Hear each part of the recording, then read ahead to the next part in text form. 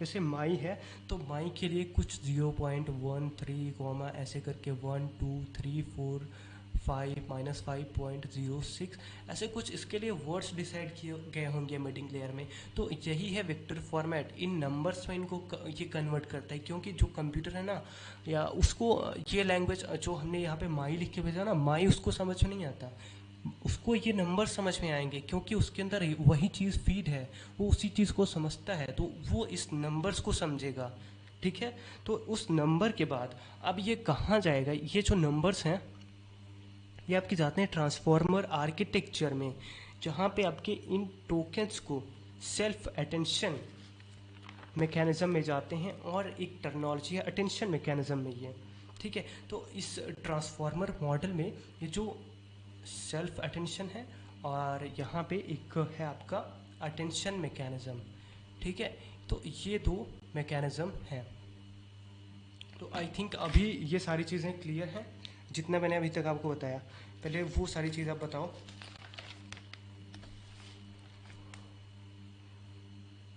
Okay okay, किसी के question?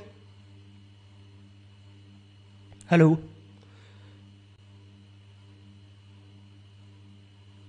Hello, सारी वॉइस क्लियर है सभी को? हेलो यार, वॉइस की प्रॉब्लम आ रही है, मैं इसको फिक्स करूँगा। फ़िलहाल आप अपना वॉल्यूम बढ़ा लो, थोड़ा सा इंक्रीज कर सकते हो वॉइस के लिए।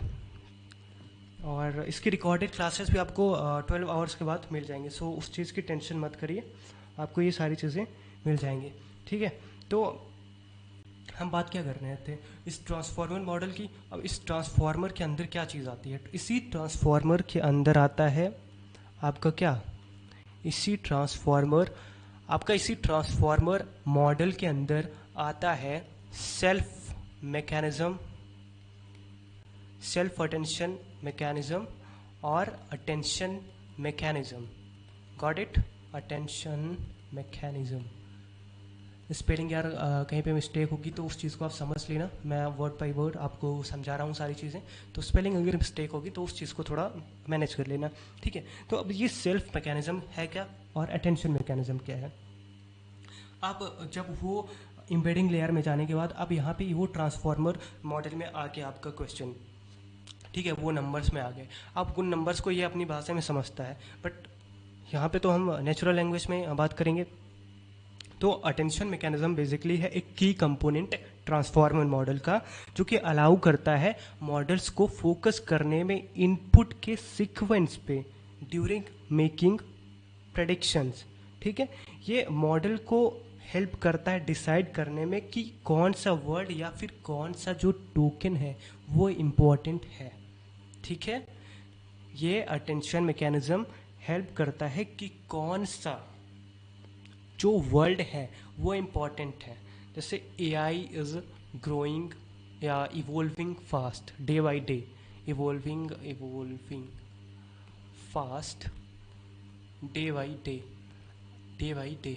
ठीक है, तो अब यहाँ पे ये जो अटेंशन मैकेनिज्म है ना, ये नंबर्स फॉर्मेट में इसके पास आ चुके हैं। ये जितने भी वर्ड्स है टोकन में कन्वर्ट होने के बाद इम्बेडिंग लेयर में क्या, इम्बेडिंग लेयर ने इनको क्या किया, नंबर्स में कन्वर्ट करते हैं। अब उसके बाद ये अटेंशन मैकेनिज्म में आ चुके हैं। अटेंशन मैकेनिज्म क्या करेगा कि इनको, इनकी जो इंपॉर्टेंट कीवर्ड है, आपका जो एक इंपॉर्टेंट कंटेक्स्ट है कि इस कंटेक्स्ट के बारे में मैं बात कर रहा हूँ, ठीक है, उसके अराउंड आप समझ सकते हो।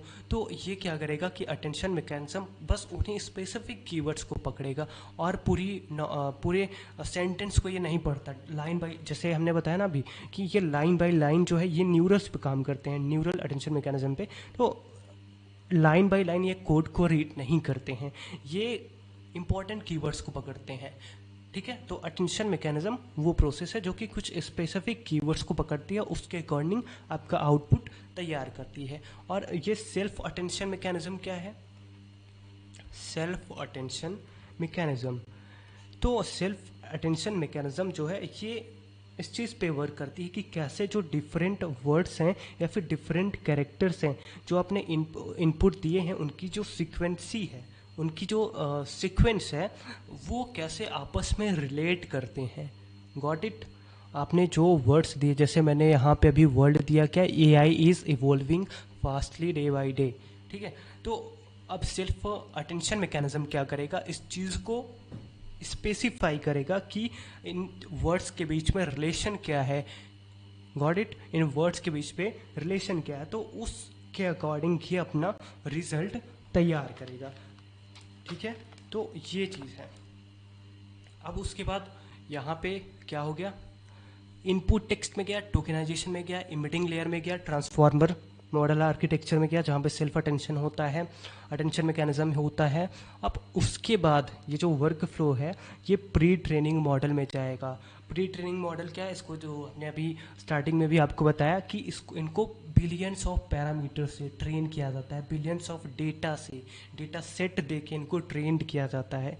अब जैसे अगर मैं बात करूँ GPT-3 की, GPT-4 की या GPT-5 की, तो ये सभी के सभी क्या हैं, इनकी प्री ट्रेनिंग हुई है, इनको प्री ट्रेंड किया गया है, बिलियंस ऑफ पैरामीटर्स को देके इनको ट्रेन किया गया। तो ये अब जब आप कोई भी रिजल्ट कोई भी इनपुट इनको देते हो ना, तो उस ट्रेनिंग के बेसिस पे, और ये तो भाई जनरेटिव AI इसीलिए इनको बोला जाता है, इन उस ट्रेनिंग के बेसिस पे ये उस चीज़ को समझ लेते हैं, किसकी हेल्प से, NLP की हेल्प से, कि मुझे अब यूज़र ने ये इनपुट दिया है और मुझे इसको इसके कंटेक्स्ट के अकॉर्डिंग कुछ इंपॉर्टेंट वर्ड्स को पकड़ के, और ये जैसा रिजल्ट चाहता है मैं उसी के अकॉर्डिंग एक बेहतर एक्सप्लेनेशन बना के इसको एक अच्छा सा आउटपुट, एक अच्छा सा रिजल्ट दे दूँ, ठीक है। तो ये प्री ट्रेनिंग मॉडल का ये वर्कफ्लो है, ये प्रोसेस है, ये स्टेप है।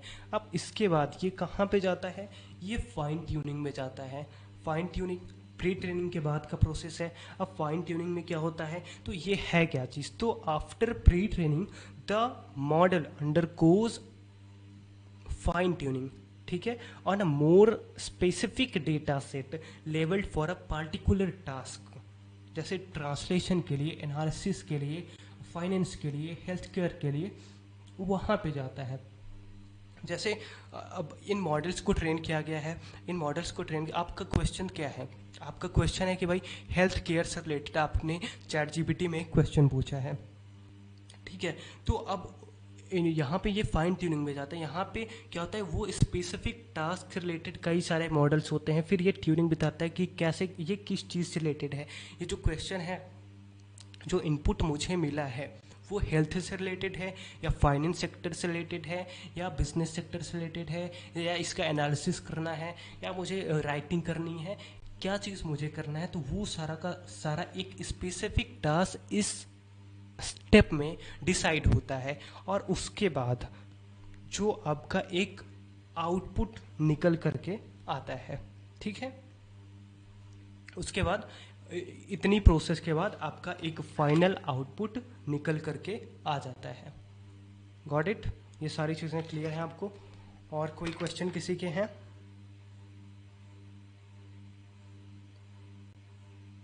गाइस वॉइस क्लियर यार,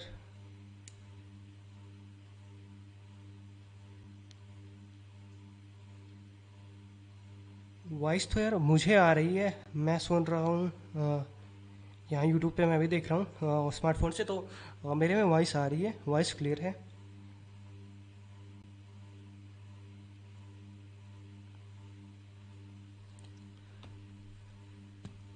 ओके, सो अब इसके बाद हम समझते हैं कि जीरो शॉर्ट लर्निंग क्या होती है। तो जीरो शॉर्ट लर्निंग की अगर हम बात करते हैं, जीरो शॉर्ट लर्निंग, ठीक है, जीरो शॉर्ट लर्निंग की अगर बात करते हैं, तो ये जो होता है, जो मॉडल्स होते हैं GPT के मॉडल्स, जब आप कोई क्वेश्चन पूछते हो ChatGPT पे, तो आप अगर बिना एग्जांपल दिए, विदाउट एनी एग्जांपल आप दिए उससे कोई क्वेश्चन पूछ लेते हो, तो अपनी वो ट्रेनिंग के बेसिस पे, अंडरस्टैंडिंग के बेसिस पे आपको एक रिजल्ट या आउटपुट दे देता है। तो उस प्रोसेस को क्या बोलते हैं, जीरो शॉर्ट लर्निंग बोलते हैं, जहाँ पे आपको किसी भी एग्जांपल देने की ज़रूरत नहीं होती है और आपका रिजल्ट निकल के आ जाता है। एक क्यों आ जाता है, क्योंकि वहाँ पे GPT की प्री ट्रेनिंग हुई होती है, इस वजह से। तो उस चीज़ को हम जीरो शॉर्ट लर्निंग बोलते हैं। और फ्यू शॉर्ट लर्निंग क्या होता है, फ्यू शॉर्ट लर्निंग, ठीक है, फ्यू शॉर्ट लर्निंग बेसिकली वो चीज़ होती है जहाँ पे आप चैट जीपीटी को कुछ एग्जांपल्स देते हो, कुछ कंटेक्स्ट बताते हो कि मुझे ऐसा रिजल्ट चाहिए, आप अपने प्रोडक्ट की कोई डिस्क्रिप्शन देते हो, तो उसके बाद वो आपको क्या देता है, एक रिजल्ट देता है आपके स्पेसिफिक टास्क के अकॉर्डिंग। तो उसको हम क्या बोलते हैं, फ्यू शॉर्ट लर्निंग बोलते हैं। गॉट। तो ये सारी चीज़ें आई थिंक आपको क्लियर होंगी। और इसके बाद अब हम चलते हैं कि ये सारी चीज़ें मैंने आपको अभी यहाँ पे एक्सप्लेन कर दी हैं, और इसके बाद हम चलते हैं चैट जीपीटी पे कि चैट जीपीटी बेसिकली वर्क कैसे करता है। तो जैसा कि हमने अभी आपको ये सारी चीज़ें डिस्कस कर ली है, LM लार्ज लैंग्वेज मॉडल वगैरह क्या चीज़ें होती हैं, ठीक है। तो आई थिंक कि ये सारी चीज़ें आपको क्लियर होंगी। और अगर इससे रिलेटेड आपकी कोई क्वेश्चन है कि भाई लार्ज लैंग्वेज मॉडल में ये चीज़ नहीं समझ में, ट्रांसफॉर्मर क्या होता है, जीपीटी क्या है, तो वो चीज़ आप क्वेश्चन पूछ सकते हो। एक क्वेश्चन है यहाँ पे कि what is the need of tokenisation, tokenisation की नीड किस लिए होती है, और ये क्वेश्चन है गणेश का, ठीक है। तो देखो यार, टोकनाइजेशन की नीड इसलिए होती है क्योंकि आप जब भी कोई इनपुट देते हो कंप्यूटर को, तो कंप्यूटर आपका जो डेटा है वो लाइन बाय लाइन नहीं पढ़ेगा। मतलब जैसे मैंने बताया ना कि ये किस चीज़ पे काम करता है, न्यूरल पे काम करता है, एनएलपी पे काम करता है, तो वो उस चीज़ को लाइन बाय लाइन नहीं पढ़ेगा। वो टोकन्स में इसलिए उनको डिवाइड किया जाता है कि अब वो छोटे छोटे टोकन्स हो गए। अब छोटे छोटे टोकन्स के बाद एम्बेडिंग लेयर में जाएंगे जिनको वेक्टर फॉर्मेट में नंबर्स में कन्वर्ट कर दिया जाएगा। अब उन नंबर्स में प्री इंस्टॉल्ड डिक्शनरीज होती हैं जिसकी हेल्प से क्या होता है कि जो कंप्यूटर है वो समझ जाता है कि मुझे एक स्पेसिफिक टास्क के लिए स्पेसिफिक रिजल्ट देना है, ठीक है, स्पेसिफिक रिजल्ट देना है। तो इस वजह से और कीवर्ड की ज़रूरत होती है, वो लाइन बाय लाइन डेटा को पढ़ता नहीं है, तो वो सिर्फ स्पेसिफिक कीवर्ड्स पे फोकस करता है। तो इस वजह से टोकनाइजेशन की ज़रूरत होती है। I think you got my point. कुछ लोग बोल रहे हैं डिजिटल बोर्ड पे क्लासेस नहीं होंगी। तो यार देखो, डिजिटल बोर्ड पे क्लासेस अभी ये पहली 2 क्लासेस हैं, ये थोड़ी थियरी बेस्ड हैं, बट इसके बाद जो भी आपके प्रैक्टिकल होंगे तो उनके लिए डिजिटल बोर्ड की ज़रूरत नहीं है। उनके लिए आपको सिस्टम पे लैपटॉप पे ही रहना पड़ेगा। आप लैपटॉप से ही सारी चीज़ों को सीखोगे, क्योंकि एआई वीडियोस क्रिएट करने के लिए अगर मैं बताऊँगा सारी चीज़ें तो आप लैपटॉप से ईजिली समझ सकते हो। तो उसके लिए सिस्टम आई थिंक थोड़ा ज़रूरी है।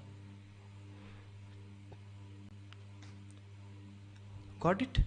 अब आगे बढ़ते हैं, और जैसा मैंने बताया एलएलएम, तो ये सारी चीज़ें आपको क्लियर होंगी। और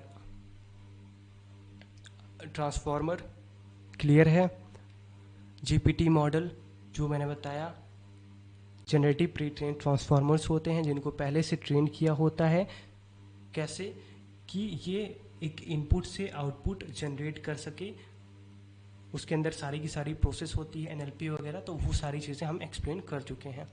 और आगे चलते हैं, तो ये सारी चीज़ें हम एक्सप्लेन कर चुके हैं। ये आपका पीडीएफ है जो कि आपको और टेलीग्राम ग्रुप में मिल जाएगा, ठीक है। अब एनएलपी जैसे बताया मैंने, एनएलपी वर्क कैसे करता है। तो एनएलपी एक जैसे आपने कोई चीज़, एक ह्यूमन टास्क है, आपने मशीन से पूछा चैट जीपीटी पे जाके, तो वहाँ पे मशीन जो है आपकी ऑडियो को, आपकी इमेज को, आपकी जो टेक्स्ट है उसको कैप्चर करेगा।